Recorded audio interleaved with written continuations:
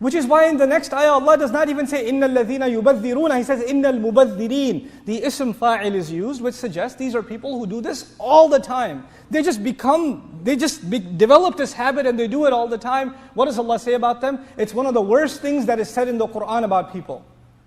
Like one of the worst labels ever given in the entire Quran about people. Allah says, إِنَّ الْمُبَذِّرِينَ كَانُوا إِخْوَانَ شَيَاطِينَ. The people who spend recklessly, all the time, prematurely spending their money, they have been declared the brothers of shayateen. They are the brothers of the devils. كَانُوا إِخْوَانَ شَيَاطِينَ. And why in the world would these people who spend recklessly be considered brothers of shayateen? Let's think about this for a little bit. First and foremost, الْعَاجِلَةُ مِنَ الشَّيْطَانِ. Rushing comes from shaitan. The idea of you becoming impulsive and rushing into spending your money without thinking twice about it, that is actually something satanic to begin with. Second, when you spend a lot of money on frivolous, useless things, if people spend tons and tons and tons of money on entertainment, for example, which industry makes a lot of money? Because you're spending it, you're the customer. Well, you don't make the money, it's the entertainment industry that makes the money. So when you spend your money on useless things, useless industries become successful. When you spend your money on wasteful things, the wasteful enterprise, the wasteful corporations, they're the ones that thrive. And when they thrive, shaitan's work succeeds in society. So we become part of the machinery of shaitan. شَيْطَانُ لِرَبِّهِ كَفُورًا. Please listen to this part very carefully. This is the scariest part. Allah could have told us so many things about shaitan in this ayah, but the one thing He told us, and shaitan has always been extremely ungrateful to his master. Allah mentioned his ingratitude, his extreme ingratitude. You will notice something with shopaholics. That's what they call them, right? Shopaholics, they shop all the time. They're never done buying enough shoes. They're never done buying enough technology. They're never done buying enough whatever else. They're constantly buying and buying. Guess what? They're never happy. They're never happy. They're never grateful for what they have. Their eyes are always on what they don't have. What more can I buy? What more can I acquire? What more can I get? All the time. In other words, this idea of a constant consumer, you can only be a constant consumer if you're dissatisfied. And dissatisfaction is the exact opposite of gratitude. Shaitan is dissatisfied. He's ungrateful. He's ungrateful. And so is a mubadhir. So is someone who spends frivolously all the time. They are never grateful. They actually have no value for what they do have. They only have value for what they don't have. If they have a really nice car, and you sit in their car, wow, this is a really nice car, but their eyes are on some other car. You know what, I was thinking about that one. They could have a really nice house, and you go to their house like, wow, this is an amazing house. They're like, well, actually, I was thinking about moving to a better neighborhood. They're looking at a better house. They're looking at another house. We've turned some of our children into this monster, you know that? We buy them one video game, another video game, another video game, and they got a collection. They got this massive collection. And we tell them, hey, wow, you have that game and you have that game? Yeah, but I don't have that one. That's what's really burning my soul right now, is I don't have that one. You know? What we've done with the new iPhone culture. As you have an iPhone 4, astaghfirullah al-azim. What kind of primitive Muslim are you? You don't even have an iPhone 5. You have a 5, you only have a 5C? Oh, miskeen, you don't have a 5S? You know, and even the one who has 5S is making dua late at night, when there's a 6 coming out. So the idea of you just constantly being dissatisfied with what you have, it's not enough for you. You want something more, you want something more, you want something more. And it's a constant thing. And even though all of us, by the way, human beings have a tendency to want something better. We have that. We're always going to like another car. It's always going to be there. You're always going to drive by a nice neighborhood and like the neighborhood. That's natural.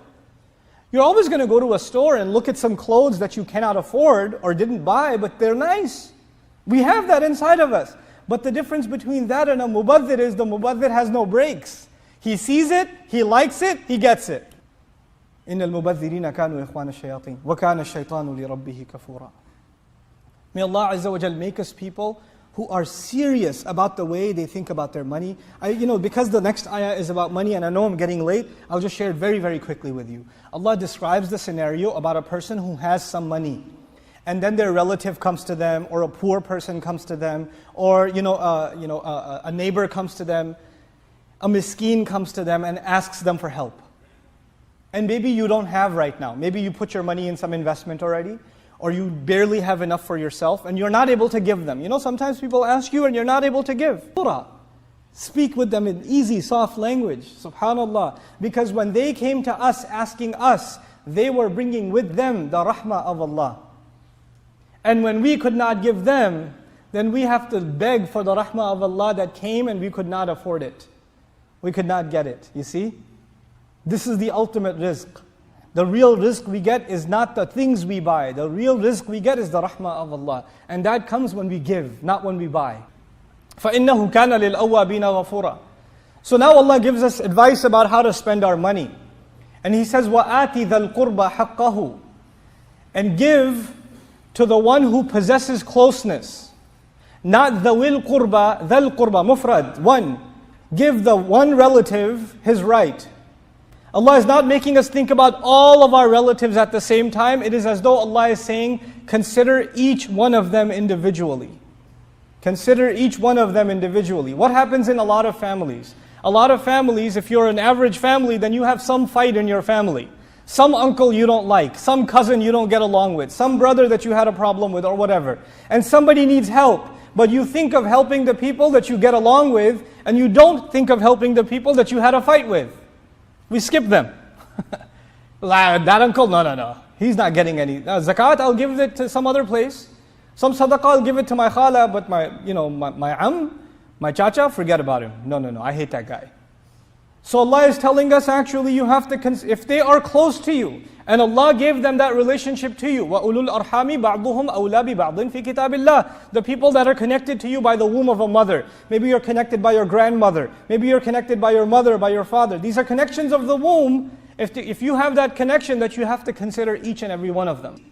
We would know somebody has too many medical expenses. We would know those things and we'd help them privately. Right? This is the idea of a community. That's what we're supposed to do. We cannot live by this ayah if we don't have this idea of tahabbu that the Prophet said. Sallallahu alayhi wasallam. You know, that you're not going to have iman until you love one another. You have to love one another. And the idea of afshu salam in that same hadith, spread the salam. Why spread the salam? It's not salamu alaykum wa alaykum salam. Okay, you go, you get your shoes, I get my shoes. And we're out of here. That's not the only salam. Salam means you introduce yourself to each other. You get to know one another. He says, وَلَا تُبَذِّرْ تَبْذِيرًا. وَلَا تُبَذِّرْ تَبْذِيرًا. Don't spend frivolously and don't go out of your way to spend wastefully. Let me explain these words a little bit. Al-badr أول ما يخرج من الأرض من الزرع والبقل. Like the first thing that comes out of the ground is called al-badr.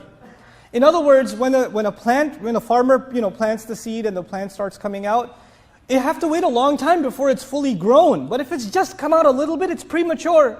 It's not ready. If you cut it right now, there's no benefit.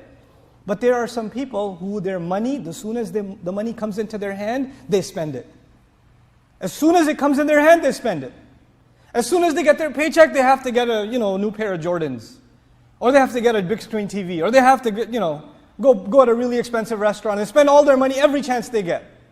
Also, this idea says, some linguists comment on the idea of tabdhir, tafriqul mal, bila muhasaba, يعني israfuhu. You just spread your money in every direction without any concern about, money ain't a thing, bro. I got this. It's not a problem. You walk into like a Best Buy, I want the biggest TV you got. That one's $8,000. I don't care. Put it in. I got this. Now here it's important that Allah adds, وَلَا تُبَذِّرْ تَبْذِيرًا. Please listen to this carefully. Allah did not just say, don't spend your money wastefully. He said, don't go out of your way to spend money wastefully, which is the incredible hikmah of the Qur'an. To some extent, all of us will waste some money. It's inevitable. It's inevitable. Somebody who goes on an extreme, Eid came and you're like, maybe I should buy my wife a new dress or something. And you're about to buy it, she picks out this dress, you're like, وَلَا تُبَذِّرْ تَبْذِيرًا. No, we're not going to buy that. No, hold on a second. Or you're about to buy your kids some toys. Or you're about to get some present for somebody or whatever. And you're like, no, we're not going to do tabdhir. Or you're about to get a new car, right? And you're like, no, I don't want to do tabdhir. I'll get a 1978 Cutlass Sierra and that's anything more than that, I don't need it because it still has 4 wheels and it still goes from point A to point B. So I'm just going to buy myself a donkey and a cart behind it, and that's how I'm going to live my life, even if the HOA has a problem with that. If you develop that habit of constantly spending money without any consideration, any sense of financial responsibility, then you know why this is, by the way, it's the same ayah. We haven't even gone to another ayah yet. Why is this the case? Because if you keep spending your money like that, what are you going to give to your family? What are you going to give to the miskeen? What are you going to give to the one who's in a homeless situation or traveling around? What are you going to give to them? You got nothing left to give because it all goes into your obsession, into your collection of whatever, whatever or however. So there are people, it's okay to redecorate your house, it's no problem. It's okay to get a new carpet, no problem. But if you're constantly doing that, that's لَا تُبَذِّرْ تَبْذِيرًا.